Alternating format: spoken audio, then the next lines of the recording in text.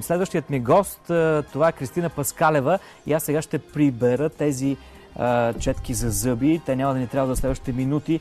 Затова пък имаме много поредната полезна тема в нашото предаване. Абсолютно. Това са сравнително нови неща, едни гумени играчки, върху които по-малките дечица, вместо в кълъвче, биха могли да си поставят там очилата вечер и те да бъдат до тях на нощното шкафче, просто като една закачка, като една игра. Да, може би обърках посоката.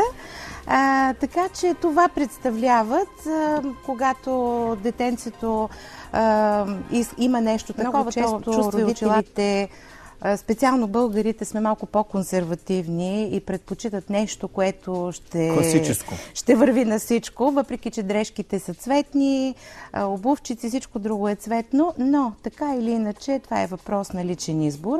Има и неща, които Преглед при офталмолог, защото най-важното при тях е да е точна корекцията.